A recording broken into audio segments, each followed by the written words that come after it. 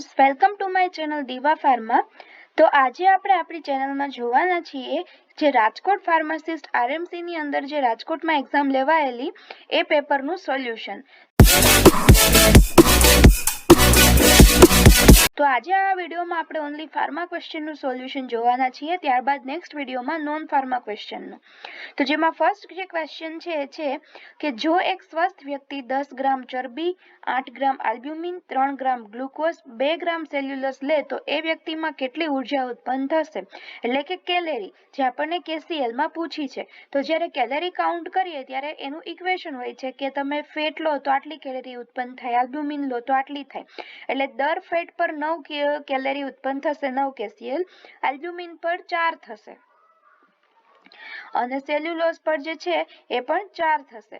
તો આપણે આવી રીતે ગણી શકીએ કે 10 ગ્રામ ચરબી એટલે કે 10 ગુણ્યા 9 તો આ 90, 8 ગ્રામ આલ્બ્યુમિન એટલે 8 ચોકા 32 અને 3 ગ્રામ ગ્લુકોઝ એટલે 3 ચોકા ને 12. તો જ્યારે 2 ગ્રામ સેલ્યુલોઝ છે એની કાઉન્ટ નહીં કરવાની થાય, કેમ કે જે સેલ્યુલોઝ છે હ્યુમનની અંદર ડાયજેસ્ટ થશે નહીં. એટલા માટે હવે કરીએ કે 90 વત્તા 32 ને વત્તા 12 એટલે જે રાઈટ આન્સર છે આવશે 134. તો આ જે ક્વેશ્ચનનો રાઈટ આન્સર થશે એ થશે 134.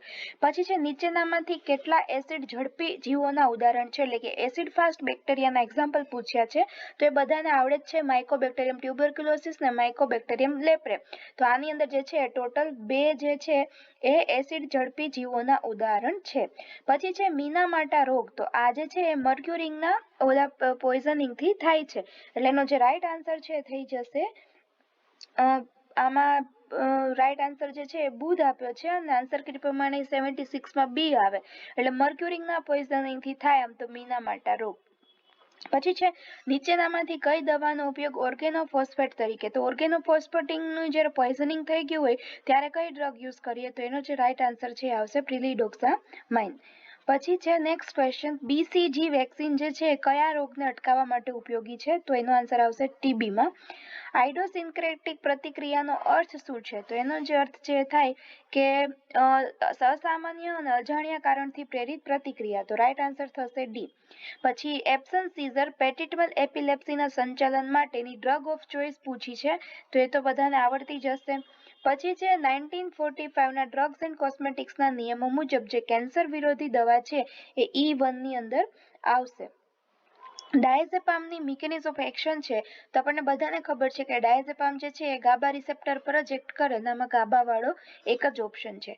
Drugs and magic remedies act 1954 વિભાગમાં કયા રોગનો સમાવેશ થતો નથી, તો એના અંદર ડિપ્થેરિયાનો સમાવેશ ના થાય. તો 83ના અંદર આન્સર આવશે ડી, એટલે કે આપણે ડીમાં ઓપ્શન જોઈએ તો એક તો ડિપ્થેરિયાનો સમાવેશ નથી થતો, બીજો કોનો નથી થતો, ટીટાનસનો નથી થતો અને ઝાડાનો નથી થતો. તો આટલા જે રોગ છે એનો સમાવેશ થતો નથી. નીચેનામાંથી એક ફાર્માસ્યુટિકલ સહાયનો ઉપયોગ કુદરતી સ્નિગ્ધતા નિર્માણ એજન્ટ તરીકે થાય છે, તેનો રાઈટ આન્સર આવશે પેક્ટિન. ત્યારબાદ આપણે નેક્સ્ટ ક્વેશ્ચન જોઈએ કે ફૂડ ડ્રગ પાવડરમાં માટીની ભેળસેળ નીચેનામાંથી એક પદ્ધતિ દ્વારા શોધી શકાય છે.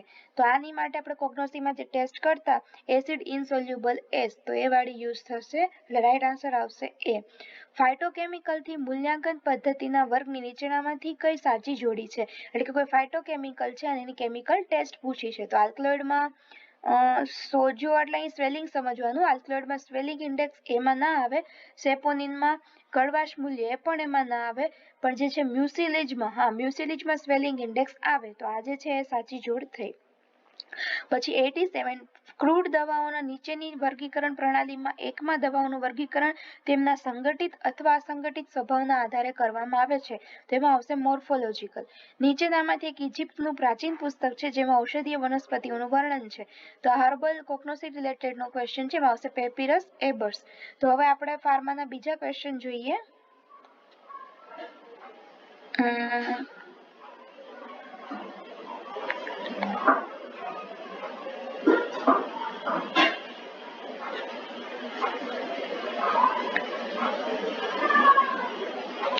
અહીંથી છે કે ઉપયોગ દરમિયાન દૂષિતતા અને સામગ્રીના નુકસાનથી ઉત્પાદનને બચાવવા માટે ઉપયોગમાં લેવાતા કન્ટેનરને સારી રીતે બંધ કન્ટેનર એવી રીતે ઓળખવામાં આવે છે. એનું જસ્ટ નામ પૂછ્યું છે.